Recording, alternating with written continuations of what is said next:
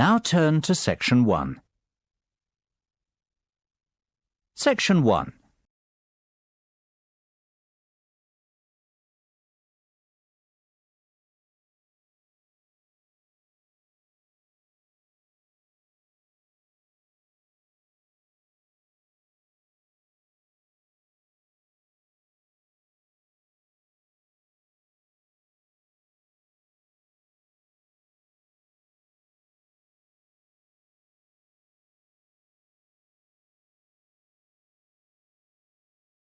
Good morning. Can I help you? Yes, I'd like to get some information about trips to New Zealand. Certainly. Take a seat and I'll be right with you. Thanks. Now, where would you like to go in New Zealand? Well, I was hoping to do a bit of travelling around, actually. There are a few things I'd like to see and do before I go back home. Right. One thing I really want to do is go to Christchurch. I have relatives living there that I can stay with, my mother's cousin, and I've heard it's a nice place. Yes, it's a lovely city. And staying with relatives will help with the budget, of course. The budget? It will save you some money. Oh, right. Well, I'm not too worried about that. I've saved quite a bit of money working in Australia. Oh, that's nice. Good for you. Well, you know that New Zealand consists of two main islands, the North Island and the South Island, and Christchurch is on the South Island. Is it? I was never very good at geography at school. Do you have a map I could look at? Sure. Here we are. Right, I see. And, well, then I'd also like to spend some time in Auckland, and maybe I could do an English language course there. Can you organise that sort of thing for me? Oh, certainly. We'd be happy to arrange that. But bear in mind that Auckland is in the North Island. OK. And I'd also like to do some skiing or maybe even some snowboarding. I hear New Zealand is a great place for that. Yes, absolutely. But you should go to Auckland first for your studies, and then you can get the ferry across to the South Island and take the bus down to the snow. Oh, I don't like boats very much. I'm not much of a sailor. I think I'd prefer to fly. Right. What about joining a walking tour? That could be really fun. Not sure about walking, but joining a tour might be a good way to travel because then I might make some friends my own age. Now, let's get some details. Can I have your name, please? Yes, it's Su Ming Lee, but you can call me Sue. OK, Sue. And what's your address here in Melbourne? I'm living with my aunt in the suburb of Kew. It's 29 Lock Street. That's L-O-C-H, not L-O-C-K. Do you have a phone number that I can get you on? The best thing would be if I give you my mobile. I always have it on me. It's 0402 558 992. OK. And when do you want to travel? Because you'll need to be down south in July or August. Oh, yes, of course. That's winter, isn't it? So I better go to Auckland in May. Yes, let's say departing from Melbourne on the 1st of May, that's a Saturday, and then you could begin your course on Monday the 3rd. That sounds great. And how long would you like to study for? A month, 2, 3? What do you think? Well, I'll probably need more than a month. What about 8 weeks until the end of June? Fine. I'll see what I can do. Oh, and how would you like to pay for this? On my Visa card, if that's possible. Before you hear the rest of the conversation, you have some time to look at questions 8 to 10.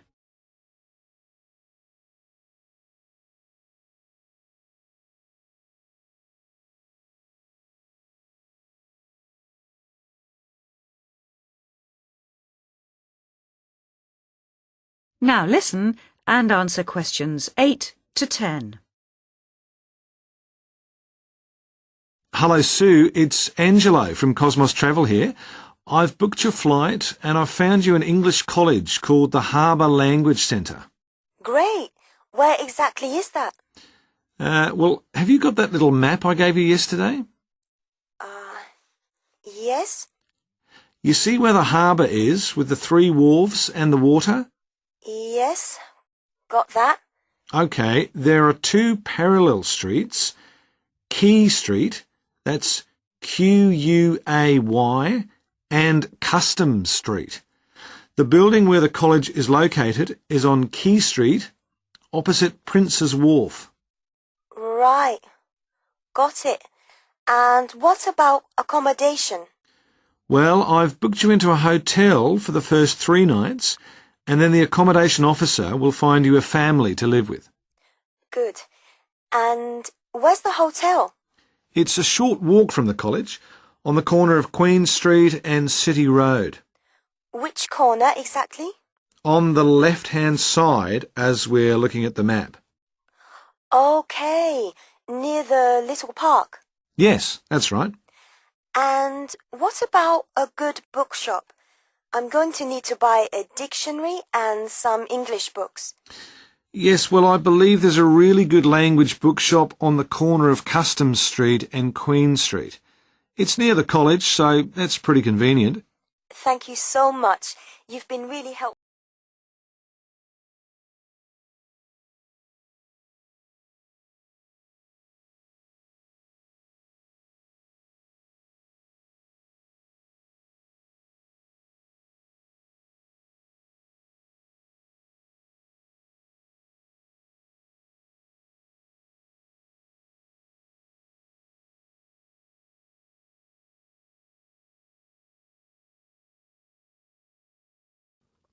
Now turn to Section 2.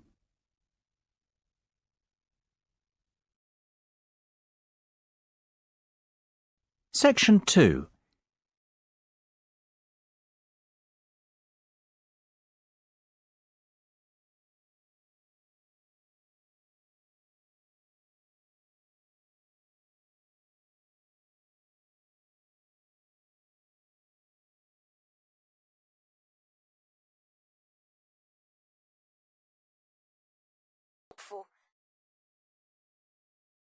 The Sydney Harbour Bridge is nearly 3/4 of a century old, and to help celebrate this important occasion, our reporter Sarah Chambers has compiled this brief history of her favourite bridge. A bridge is more than just a crossing over a river or a waterway. It is a landmark in its own right, a landmark which allows us to identify one city from another. Think, for instance, of the Bridge of Sighs in Venice, or the magnificent Charles Bridge in Prague. Each of these cities can be recognized by their famous bridges. The Golden Gate Bridge in San Francisco is another example of a city known by its bridge. But in addition to this, a bridge is a kind of ornament for a city, similar, if you like, to a cathedral or a palace. Here in Sydney, we may not have our own palace, but we do have our famous and much-loved bridge, the Sydney Harbour Bridge, which is sometimes affectionately known as the coat hanger because of its arched shape. It was built back in the 1930s, and so the bridge is coming up for a significant birthday. Let's have a little look at its history. Although the idea of building a crossing over Sydney Harbour had been discussed many years earlier, it wasn't until the year 1916 that the state government agreed to allocate some money for the construction of a bridge. The chief engineer for the bridge was a man called Dr. John Bradfield, a brilliant engineer who supervised the entire project from beginning to end. First, they had to decide on a design, so he organised an international competition to choose a design, and ultimately got the one he wanted. The job went to a British engineering firm, and the contract was signed in 1924. The design he chose was the single arch bridge that you see today, made of steel with a tower at either end. In 1926, construction finally began. The first thing they had to do was demolish 800 houses around the site where the towers were to be built. The poor families, however, never received any compensation for this. But the project created thousands of jobs, much needed in those difficult times. Of course, like all projects of this size, it took much longer to build than originally planned. It was supposed to have been finished by 1930, but actually it wasn't completed for another 2 years. It also cost twice as much as the original quote, coming in at £9.5 million instead of the agreed contract price of £4.2 million. But what's new? The opening ceremony took place on the 19th of March 1932, and a large crowd gathered for the occasion. The Premier of the state was just about to cut the ribbon when suddenly a man rode through the crowd mounted on a horse and slashed the ribbon with his sword. He wanted to be the first to cut the ribbon. Anyway, they tied the ribbon back together and the ceremony continued. The man on the horse was fined £5 for his offensive behaviour. Before you hear the rest of the talk, you have some time to look at questions 19 and 20.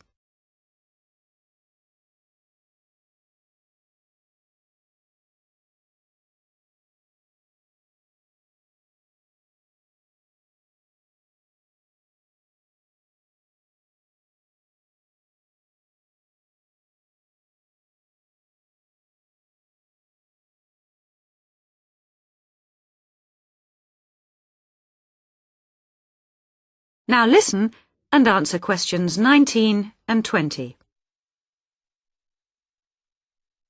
Since then, millions of cars have crossed the bridge, each paying a toll to do so. By the early 1980s, the government had paid off the loan for the money they'd borrowed all those years before. But motorists continued to pay to cross from north to south. This money was subsequently used to build a tunnel under the harbour to reduce the amount of traffic on the bridge. The tunnel was opened in 1992 and cost $544 million. It is 2.3 kilometres long and is equipped with all the latest technology, including closed-circuit television to monitor any problems. And it has most definitely reduced the load on the bridge, as it carries around 75,000 vehicles each day, which would otherwise have to use the bridge. And it's apparently strong enough to withstand the impact of a ship or even the impact of an earthquake. The tunnel has been a welcome solution to Sydney's traffic problems, but of course, a tunnel could never compete with a bridge as a landmark for any city. So let's wish the bridge a very happy birthday.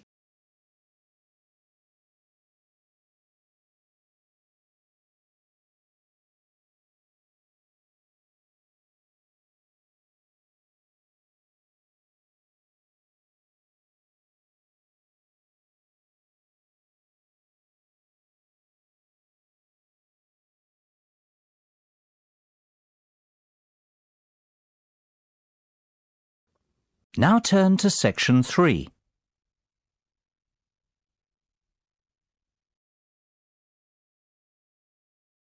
Section 3.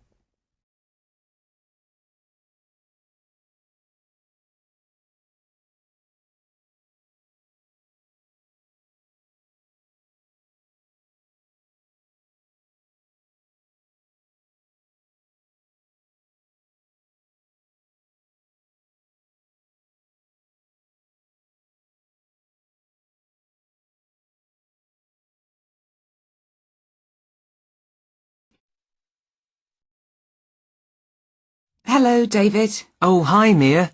Sorry I'm a bit late. Oh, no problem. Thanks for agreeing to help me with my assignment today. I really needed to go over it with someone. Sure.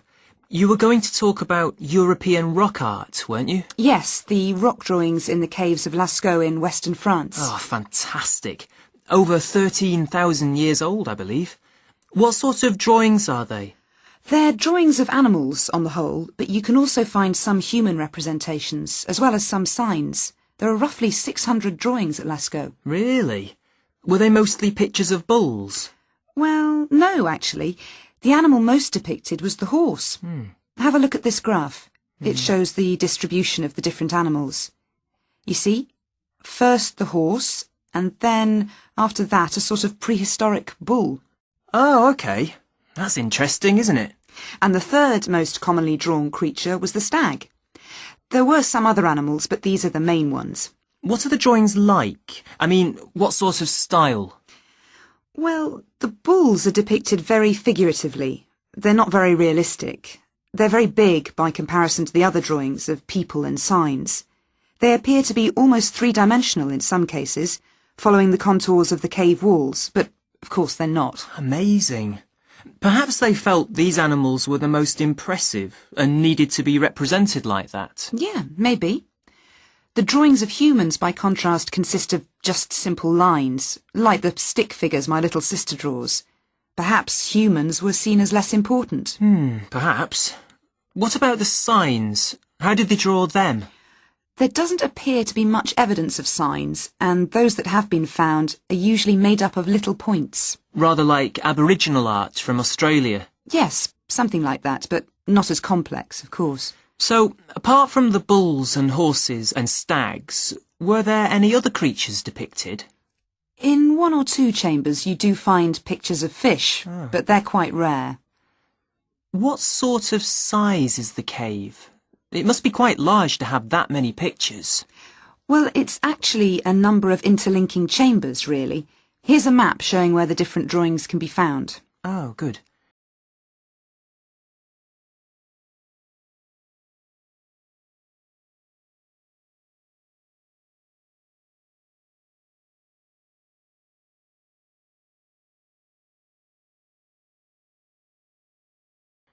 Let's have a look at that.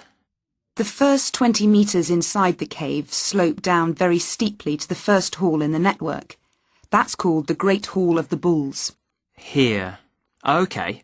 Then, off to the left, we have the Painted Gallery, which is about 30 metres long and is basically a continuation of this first hall. But further into the cave. Exactly. Then we find a second, lower gallery called the Lateral Passage. This opens off the aisle to the right of the Great Hall of the Bulls. It connects the next chamber with an area known as the Main Gallery. At the end of the Main Gallery is the Chamber of Felines. There are one or two other connecting chambers, but there's no evidence of man having been in these rooms. Before you hear the rest of the discussion, you have some time to look at questions 28 to 30.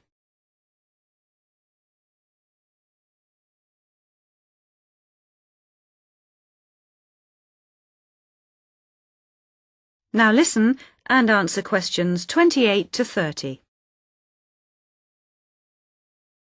Is the cave open to the public today? Well, no, because after the initial discovery in 1940, it was opened and literally millions of people came through to see the drawings. Then, in the 50s, the experts started to worry about the damage being done to the drawings, and the government finally closed the Lascaux cave in 1963. Is that so? It wasn't really the tourists that were doing the harm, but the fact that after thousands of years the cave was suddenly open to the atmosphere, and so bacteria and fungi started to destroy the pictures. You need a special permit to enter the cave now, and very few people can get that, unless they're scientists or have some official status. It's a shame, but I can see that they had to do something to protect the cave. So that means you can no longer see this rock art. Well, not exactly.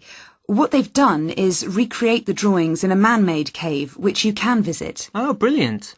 Yeah, the authorities decided to reproduce the two best sections of the site, so they've created a life-size copy of the Hall of the Bulls and of the Painted Gallery.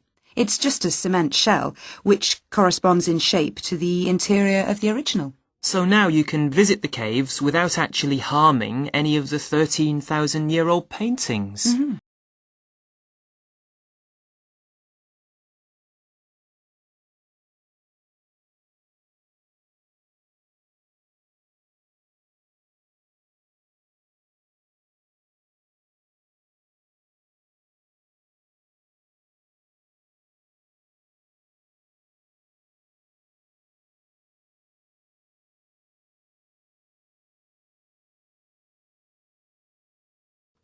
Now turn to section 4.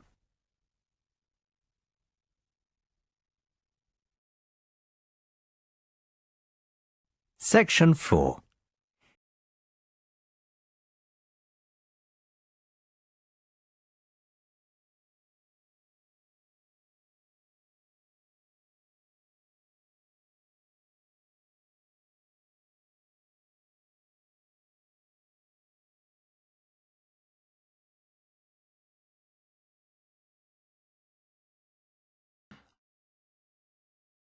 Last week we looked at some general principles associated with marketing, and today I'd like to look at some of those points in a little more detail.